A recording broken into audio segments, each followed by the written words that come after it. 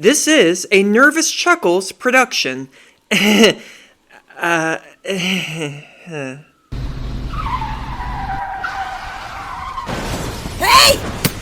reviewing here!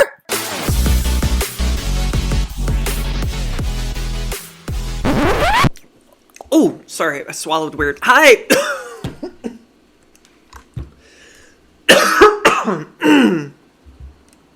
Let me start that again. Hi, everybody. Welcome to another episode of I'm Reviewing Here, a podcast where I, Matthew Bussey, watch and review sight and sound's top greatest movies of all time. I'm in a really good mood today. Do you ever buy new sneakers and you just immediately feel like you're in a great mood? I finally got new sneakers because my other ones had a big hole in them. And right now, I feel like Mike and Like Mike. Remember Like Mike, the movie where the little boy named Mike, played by Lil Bow Wow, gets these cool new sneakers and it makes him into like a basketball star. And so, yeah, I feel like Mike in Like Mike. I feel like Mike in Like Mike, you know? Sorry, it was really stupid. No, I say that though. I'm not playing basketball. I don't play any sports. I never do. But I went to the gym like the day after I got the sneakers and I went on the treadmill. Oh my God, I was soaring. I was freaking soaring. I almost went through the window. I jumped so high. I didn't even sweat. Yeah, it's crazy. These sneakers, I'm wearing them right now, so we will see how I go, how I do, that is, in this episode. Let me just bounce right now and see if I go high. Whoa! Just kidding. Hi, everybody. I'm in a good mood today. I also am just in a good mood because I'm in a good mood except my goddamn ear won't stop itching.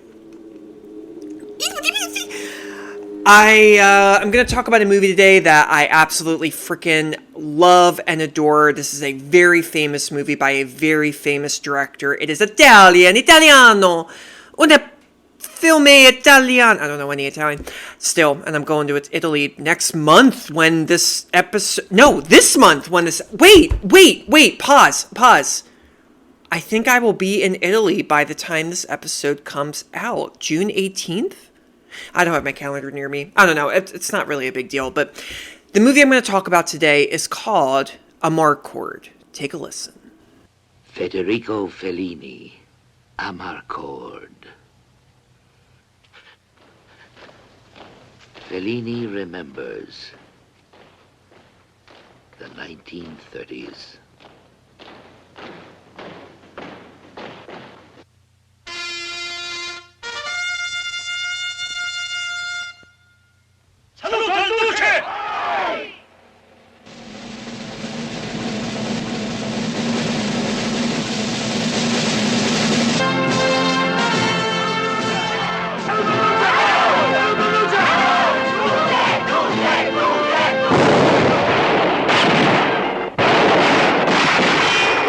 From the maker of La Dolce Vita, 8½, and Satyricon, comes a new masterwork. The new Fellini, AMARCORD.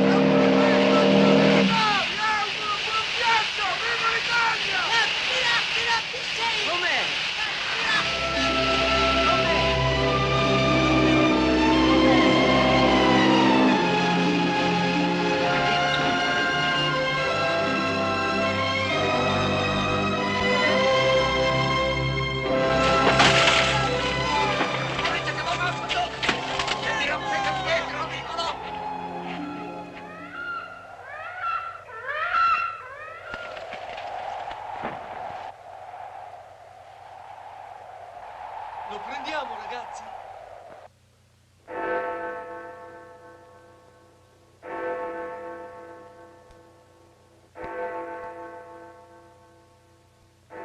The new Fellini. AMARCORD. It's so good. Okay, so I'm so mad too because a few months ago they actually played this on the big screen at this theater here in Philadelphia, and I missed it because I always miss it. I always miss everything. I do not deserve to have a planner because I don't write. I hardly remember to write anything in it. Okay, anyway, AMARCORD. Basically, AMARCORD. It also means. What that basically means, it's, I wrote this down because I've never heard of this word before, and I'm never going to use it again. A univerbation? It's kind of like a combination of words. So it basically means I remember it means I remember. Yeah, AMARCORD. But no one ever calls it that. It's AMARCORD. And it is one of the craziest, brightest, jolly, weird, batshit, on crack, daring, insane, incredible, magnificent films you will ever see in your life. Truly, it's not going to be for everybody especially if you don't like really weird movies that make you feel like you're on every single drug possible at the same time. It's weird. It's a very weird movie. This movie came out in 1973. It was directed by the incredible Federico Fellini. It was also co-written by Fellini and this other guy named Tonino Guerra. Oh, he's not Spanish. Is he Spanish? Tonino? No, he was Italian. But Italians, they don't roll their R's, do they? No, everything in Italian is just ch, like Al Pacino. Okay, Federico Fellini, what do you need to know about him? Fellini, this is one of, I think it actually is the first film on Sight and Sound's list that I've reviewed of him. I may be wrong. No, I think this actually is the first one. Federico Fellini, one of the most iconic directors of all time. Fellini there's no one else like Fellini. He made a vast array of his films were pretty much, I was going to say different films, but they all have a style. Fellini has a style to his films. His films are very whimsical. His films make you feel like you're almost in a weird, exotic kind of dream. It's hard to explain, but basically it's scenes will play on and on and on, but it's never boring. And these characters will come in and they'll be doing weird things and they'll be holding animals or dressed different from other people. And there are just so many moments in his films where you just go, what is this? I don't know what I'm watching, but God, I love it. That's the appeal of Federico Fellini. His art was just so to this day, I've seen a lot of movies, of course. Nobody can emulate Federico Fellini, to this day. And if you're wondering other movies that he did a movie called 8½, which was later made, I didn't really like the musical. It was later made into a musical called 9 with, they made it into a movie in 2009. Daniel Day-Lewis, Nicole Kidman, Marion Cotillard, Fergie. Yeah, she's in it too. Penelope Cruz, she got an Oscar nomination. Kate Hudson, blah, blah, blah. But anyway, don't see that musical. I mean, you can if you want to. I didn't think it was very good. That's also a Broadway musical. And in 8½, that's not a musical. It was just a very, it's actually on the list, so I'm not going to talk about it.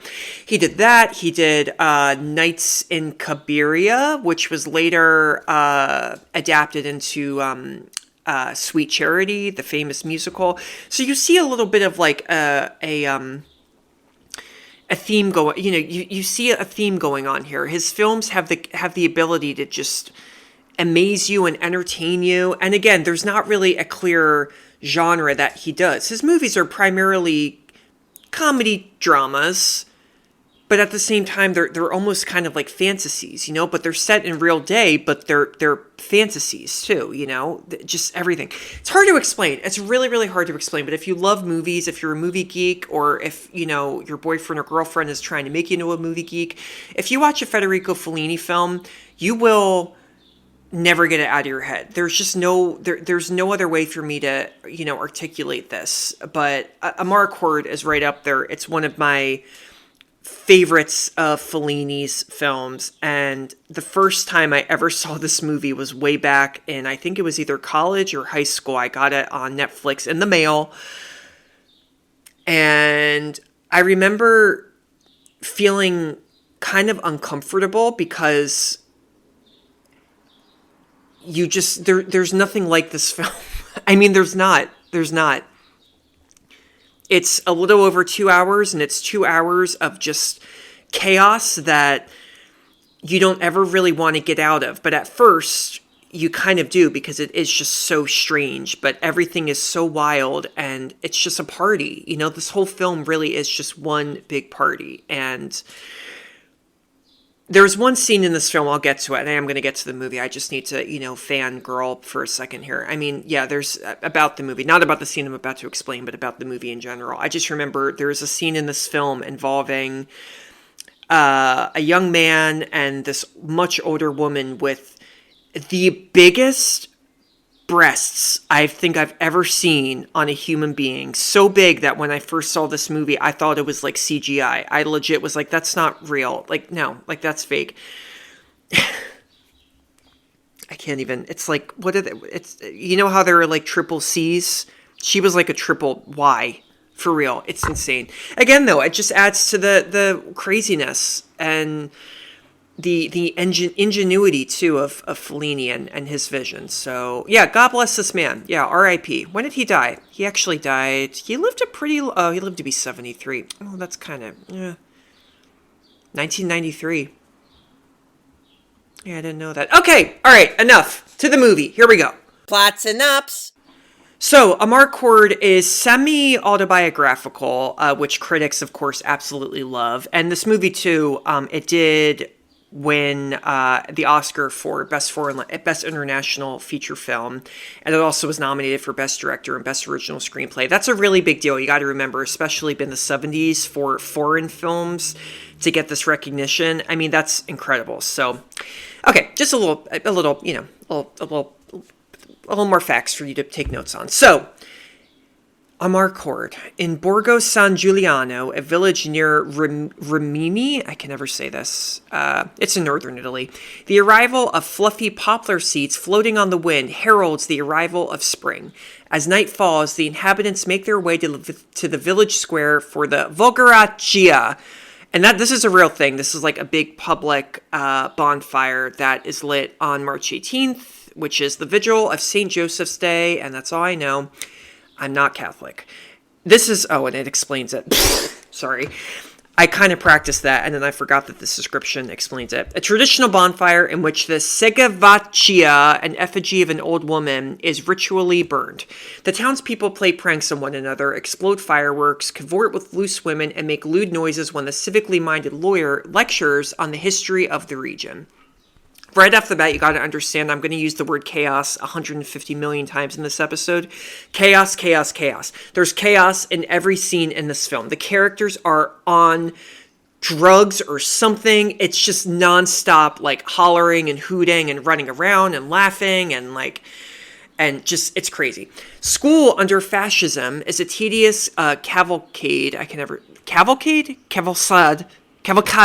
of dry facts recited by instructors of varying levels of engagement and skill.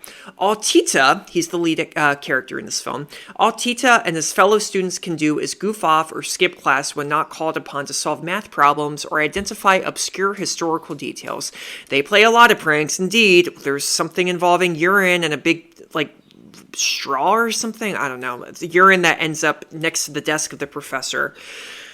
It's just insane. When Titta goes to confession, he manages... Titta also, I don't know the actor who plays Titta. He was an actor named Bruno Zanin, Z-A-N-I-N, but he wasn't really that prolific, in my opinion.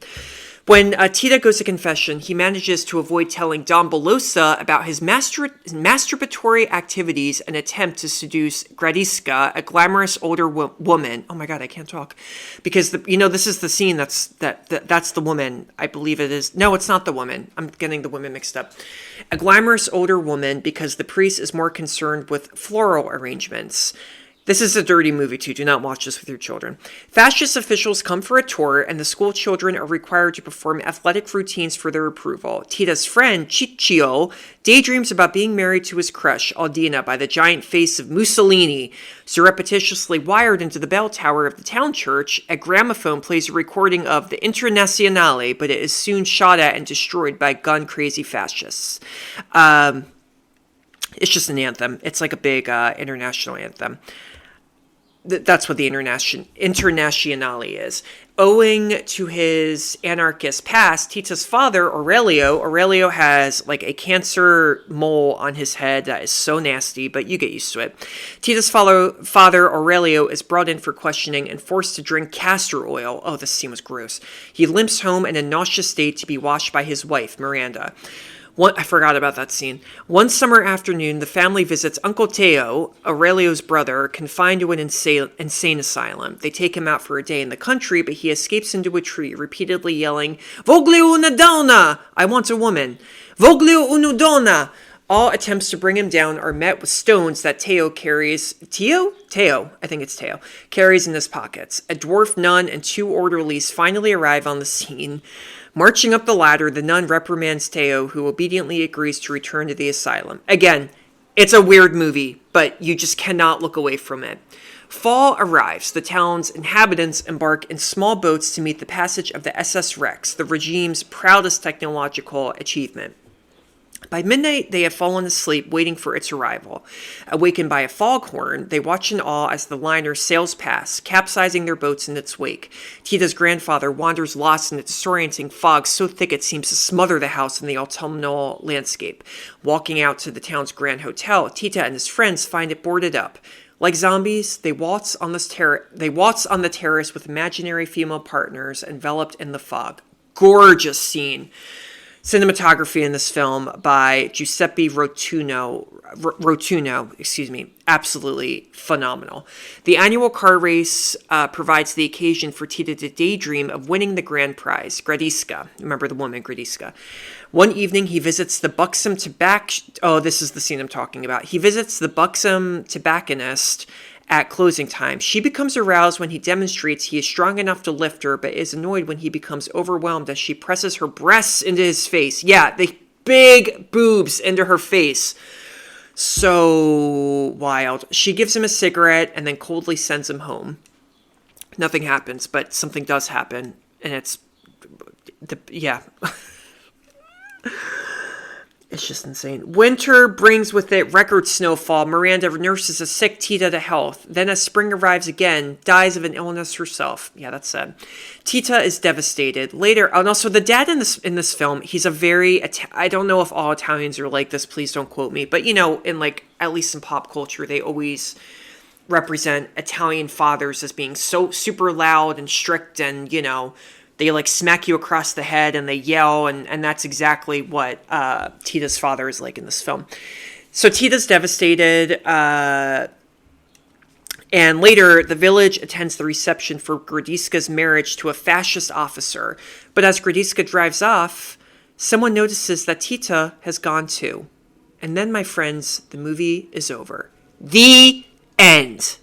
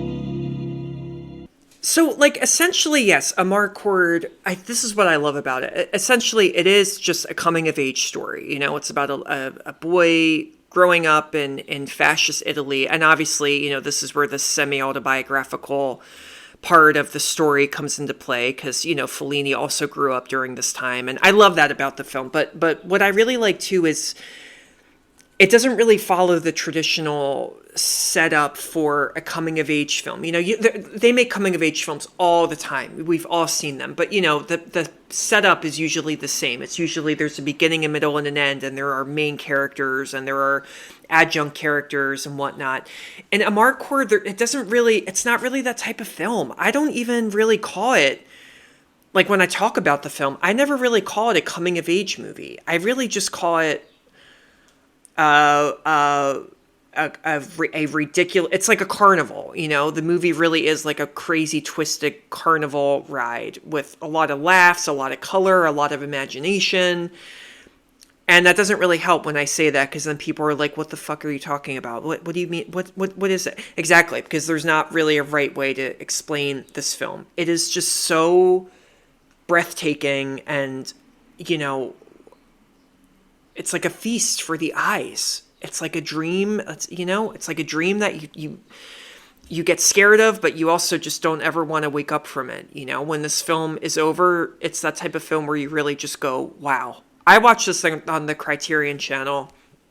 I highly, highly recommend seeing this on the big screen. If you have a theater in your neighborhood that is showing any Fellini film on the big screen, see it on the big screen, especially this film, because this film is in color. Fellini did film a lot of black and white films, and they're also amazing. But this one, there's something about the color in this film, and just the dream sequences and the imagination moments, and you know, these just the way this film goes. It's like being in a car on like a windy road, and it just goes, you know, it's riveting in a strange, very strange way. And I loved it. Circus, carnival, chaos, all these words come to mind every time I think about AMARCORD. And like I said, you got to kind of be a little bit ready for it. You know, I think if you have a drink before watching this film, it might be a little bit more fun. That is why they show this movie. I mean, not why, but there is a reason why they show this movie on the big screen a lot, especially at like these artsy independent films. It's a fun, entertaining, like Friday night, or if you're Jewish, Saturday night at the movies kind of movie. It is. It's a film that, even if you don't really love movies, if you bring a date to this film, you're going to be laughing. You're going to be, you know, extremely uncomfortable and laughing. You're going to nervously chuckle at this film. Oh, that's good. I should have said that from the get-go. Damn it. BTS Secrets and Scandals. But let's see here. And this is when I really wish that I had two desktops so I could just go right to the other Word doc. Okay, here it is. So, that's the wrong movie. Okay.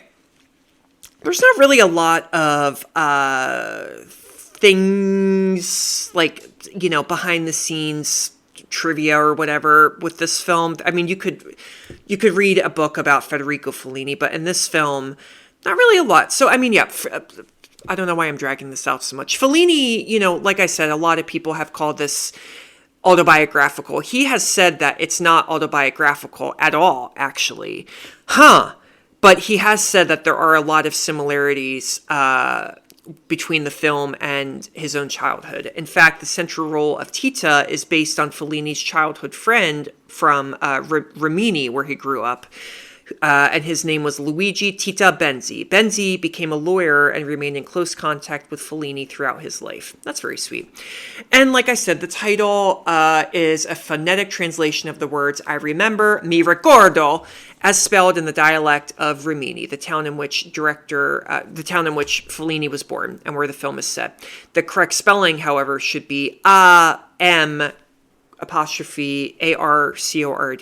And that's it. No other facts about this film. I'm sorry. Yeah, that is kind of boring. And it's good, though. You know, this movie, it looks like nothing troublesome happened. And it looks like it was a good shoot, unless people haven't written about it. But if there are any survivors of AMARCORD, the film. I made it sound like a disaster. AMARCORD, survivors, go to Twitter. No, don't go to Twitter anymore. I hate Twitter. Or X. Don't go to X anymore. Go to social media and tell us what it was like making this movie, please, so then I can come back and report about it here. I'm just kidding. You don't have to do that. The best moment. Oh, there wasn't one moment in this film. And I hate giving this answer, but there just wasn't one moment. It was just every frame. Every frame I loved. Every frame. But there was not really a moment. There was not a moment. The limit does not exist. Mais est-ce que je suis d'accord avec les critiques de ce film? Every critic hates this movie. They all hate... No, I'm kidding. They love this movie. There was one critic I did find who didn't like it, though. Wesley Morris of the Boston Globe said the film AMARCORD continues to resemble something a lewd, grouchy, fitfully indecent silent movie director might have made for his first time using color and sound. That, at least, would explain the shouting. Wesley, yes, okay, I agree. I concur that there's a lot of shouting and color in this film. Not color. Well, there is a lot of color. Shouting. And it is a very lewd, very naughty, very, gross kind of... There are a lot of gross moments in this film. I get that. And you know what? It's not for you. Totally fine. No hurt feelings. But you're kind of outvoted here. Roger Ebert of the Chicago Sun-Times, he loved this film. He said, the movie...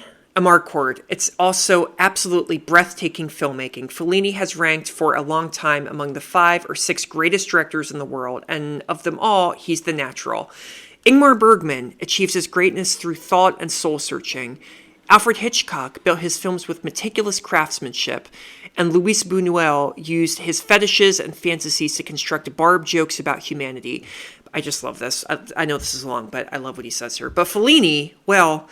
movie making for him seems almost effortless, like breathing, and he can orchestrate the most complicated scenes with purity and ease. He's the Willie Mays of movies. Willie Mays was a baseball guy? Soccer? I'm actually, serious right now. Hold on. Willie Mays. Willie Mays. He was baseball. No, not Willie Kays. Mays. Oh, yeah, he was a baseball guy. Oh, American baseball center fielder. I knew that.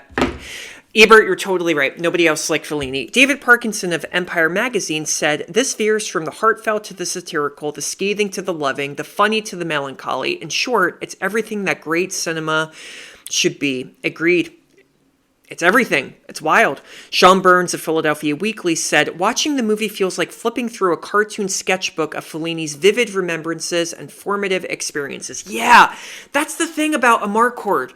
Even though he's saying that it's not totally autobiographical, it's just so exciting to see a film that, kind of takes this genre of making a coming-of-age story, but adds his own creative spin on it, It's so exciting. There's something about that. Watching filmmakers, I can't name one off the top of my head, but watching filmmakers make these coming-of-age films, but then making it really different, making it fantastical, or just adding their own spin on it. I don't know. It's so much better than the usual. Here's my life when I was a kid. I had sex when I was 16. I had a crush on this girl. My friend died. My brother died. My parents got divorced. It's just, you know what I mean? Nothing against those types of films, but AMARCORD, I always much prefer films that take that genre and just twist it into all these, really creative ways. Wael Carey, I'm sorry. WK of the Cinephile Fix said, like a record you listen to on a cold winter night or a soup that reminds you of your grandma's fireplace. I guess, I don't know, my grandmother didn't really make soup. AMARCORD is a mood piece above anything else. A mood piece. Definitely a mood piece. There is a weird... I keep saying the word weird. Weird mood. Kevin Thomas of the Los Angeles Times. I forgot to add a comma there. That's going to piss me off. There we go. Said, Fellini leaves us with the hope that the human comedy just may be able to survive everything. Yeah.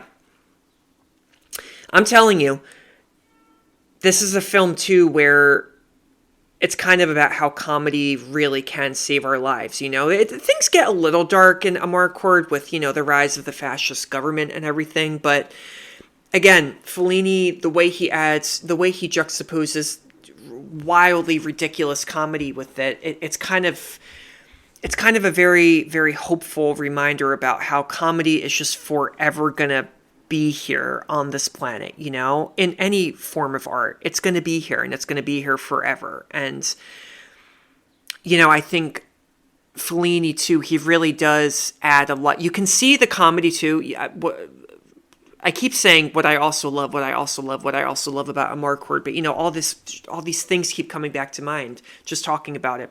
AMARCORD, the last great positive thing I'll say about it is one of the best things about it is how Fellini really incorporates a lot of silent cinema comedy in the film. You know, you don't even need dialogue in this film to just feel like it's a silent comedy, you know?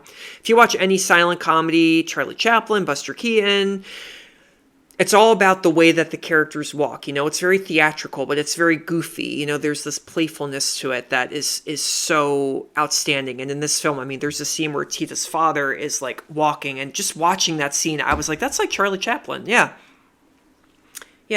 Charlie Chaplin, don't really have the best things to say about him because he like loved to like sleep with much dangerously younger women, but okay. This is not a Charlie Chaplin podcast. Are any of his films on? Oh, they've got to be on the list. I've seen a lot of his films. I have not seen every single one. Charlie Chaplin actually used to scare the bejesus out of me when I was a kid. That mustache, those eyes, the fact that he can't talk.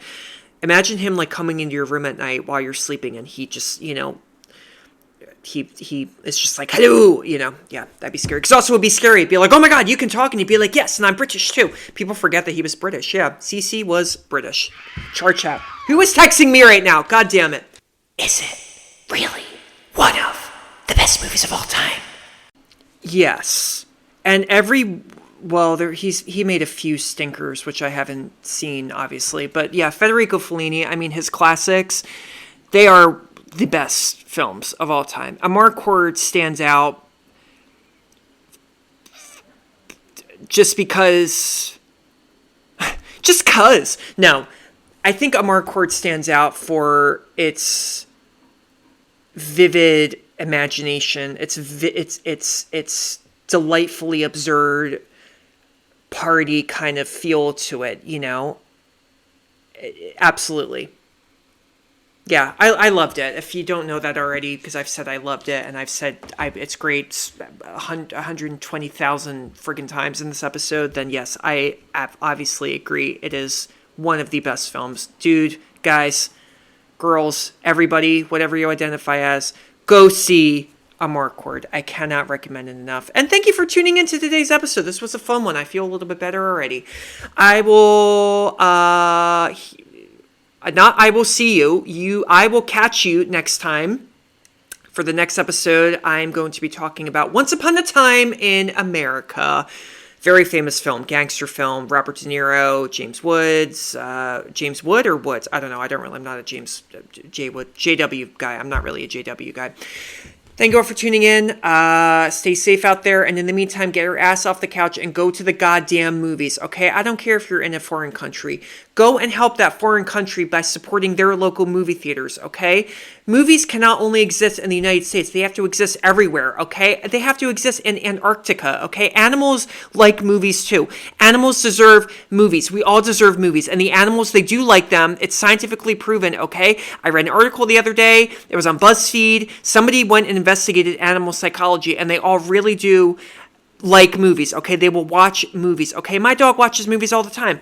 I swear to God. And don't you, okay? Just don't fight with me. Just go to the movies, everybody. Okay, cool, bye. Peace out. Ow. My God, this is so stupid.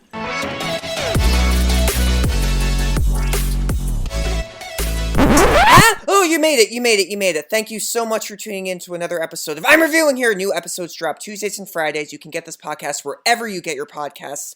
Feel free to follow me on Instagram at I'm Reviewing Here. You can also subscribe on YouTube. New episodes drop there the same day they drop on the podcast. Don't forget to subscribe. Please leave a review if you'd like. Be mean, be nice. hit on me. I don't really care. Candor really, really is important to me, and, it helps the podcast too. So I really hope you enjoyed it. This podcast is brought to you especially by Nervous Chuckles. That is my fake production company because I make people nervously chuckle all the time because they never know if I'm telling a joke or not. So they're always like, oh, do I laugh? Do I not laugh? Is he serious? Is he insane? Did he get out of the loony? What's going on? So if I made you nervously chuckle, then that means that I did my job, and thank you.